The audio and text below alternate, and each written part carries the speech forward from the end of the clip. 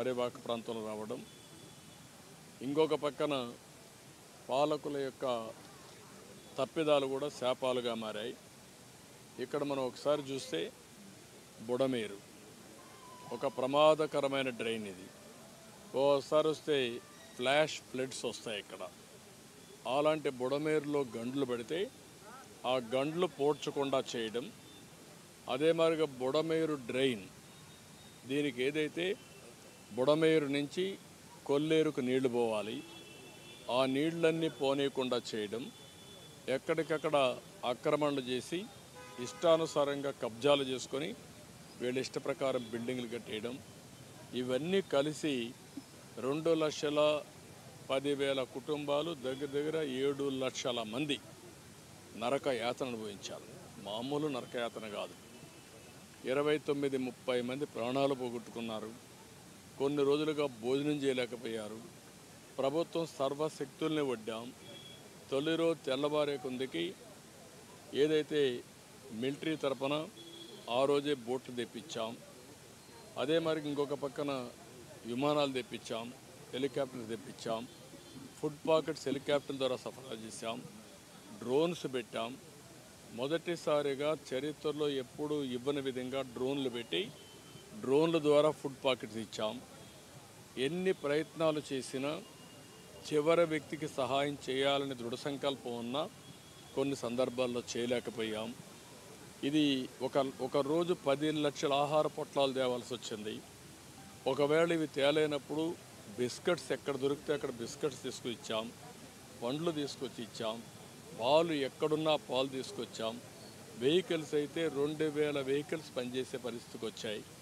సర్వశక్తులు వడ్డీ కొంతవరకు ప్రజలను ఆదుకోగలిగాం. అయితే ఈరోజు మనం చూస్తూ ఉంటే మొదటి రోజున ఎంత బాధల్లో ఉన్నారో ఈరోజు ప్రజలంతా నమ్మకంలోకి వచ్చారు, ఆ విశ్వాసంలోకి వచ్చారు. కానీ రాజకీయ పార్టీలు, నేను చాలా పార్టీలు చూశాను, కానీ ఒక పనికి మాలిన నేరాలు చేసే పార్టీ, ఘోరాలు చేసే పార్టీ, ఘోరాలు నేరాలు చేసి వేరే వాళ్ళపైన వేసేసే పార్టీ. తొలి రోజు 3 గండ్లు పడ్డాయి, ఈ గండ్లు పూడ్చలేకపోయాం అని సిగ్గుపడవలసిన పార్టీ ఎదురుదాడి చేసే పరిస్థితికి వచ్చారు. అదే మరి ఇంకొక పక్కన చూస్తే 11,20,000 క్యూసెక్స్ నీళ్లు కృష్ణాలోకి వస్తూ ఉంటే వీళ్ళ కలర్తో ఉండే బోట్లు, వీళ్ళ ఫాలోయర్స్ అది కృష్ణా నదిలో వదిలిపెట్టే పరిస్థితికి వచ్చారు. దానికి సమాధానం కూడా చెప్పడం లేదు. అంటే మీకు బాధ్యత లేదా? ఎట్లా వస్తాయి మీ బోట్లు? ఒక్కొక్క బోటు 30 మెట్రిక్ టన్నులు వెయిట్ ఉంది. వచ్చింది 5 వచ్చాయి, ఒకటి కొట్టుకొని పోయింది, ఒకటి ఎక్కడుందో తెలియదు, 3 వచ్చి కొడితే అక్కడ ఏదైతే సపోర్టింగ్ ఇది ఉంటుందో ఆ కౌంటర్ వెయిట్ ఏదైతే ఉందో ఆ కౌంటర్ వెయిట్ ఇరిగిపోయే పరిస్థితి వచ్చింది. ఆ కౌంటర్ వెయిట్ కాకుండా కాలంకే జరుగుంటే, కాలమనే కొట్టుంటే ఏమైందని అడుగుతున్నా. 11,20,000 క్యూసెక్స్ ఆఫ్ వాటర్ అంటే ఎంత ప్రవాహం ఉంటుందో మీరు గుర్తుపెట్టుకోవాల్సిన అవసరం ఉంది. అంటే లంగర్ కూడా పెట్టుకోకుండా బోట్లు వదిలిపెట్టారా మీరు? బాధ్యత లేదా మీకు? దాని మీద సమాధానం చెప్పరా మీరు? ఎందుకు జరిగింది? ఎట్లా జరిగింది? మొన్నటి వరకు దొంగ వ్యాపారం చేశారు, ఇసుక వ్యాపారం. అలాంటి దొంగ వ్యాపారం చేయించిన బోట్లు ఈరోజు ప్రజాద్రోహంతో ఒక ప్రాజెక్ట్ మీద పంపించే పరిస్థితికి వస్తారా మీరు? దాని మీద సమాధానం లేదు. ప్రతిరోజు విషం జిమ్మే పరిస్థితికి వచ్చారు. ఏది ఏమైనా నాకు ఒక బాధ్యత ఉంది. నాకు ఒక పక్కన 7 లక్షల మంది కళ్ళ ముద్ర కనపడుస్తున్నారు, వాళ్ళ కష్టాలు కనపడుస్తున్నాయి, వాళ్ళల్లో ఉండే మానసిక ఆందోళన, వాళ్ళ కుటుంబం పట్ల వాళ్ళకుండే భద్రత పట్ల నాకు ఎప్పటికప్పుడు కన్సర్న్ చూపించే పరిస్థితికి వచ్చాం. ఇప్పుడే నేను చెప్పాను, నా జీవితంలో ఎప్పుడూ చూడని సంఘటనలు చూశాను. నేను కూడా ఒక్కొక్క స్టేజ్లో నిస్సహాయతతో ఉన్నాను.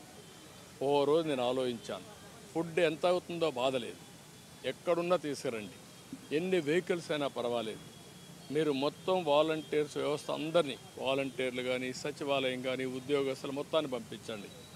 ఒకవేళ అప్పటికి కూడా కాకపోతే కొంతమందిని టెంపరీగా పెట్టుకోండి, మనం డబ్బులు ఇస్తాం, కానీ లాస్ట్ మైల్కి వెళ్ళాలి. ఎన్ని బోట్లు అవసరమైతే అన్ని బోట్లు పెడదాం, లేకపోతే ఏ విధంగా చేయగలుగుతారో అన్ని విధాలు చేయమని చెప్పాను.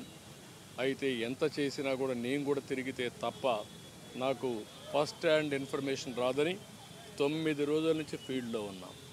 ఫీల్డ్లో ఉండి నాకు వచ్చిన సమాచారం అంతా పెట్టుకుని మళ్ళా వ్యవస్థల్ని ఏ విధంగా బలపరచాలి, వ్యవస్థల్ని ఏ విధంగా బలోపేతం చేయాలి అనే విషయాలు శ్రద్ధ పెట్టాను.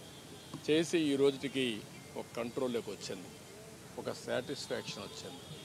ఒక పక్క ఇన్ఫ్లో ఏవైతే బుడమేరు నుంచి ఇచ్చే నీళ్ళు ఆపాలి, ఒక 2 మంత్రులు అక్కడికి వెళ్ళి ప్లానింగ్ చేసి కడాన ఇరిగేషన్ మంత్రి అక్కడే ఉండి మొత్తం దాన్ని క్లోజ్ చేసే పరిస్థితికి వచ్చాడు.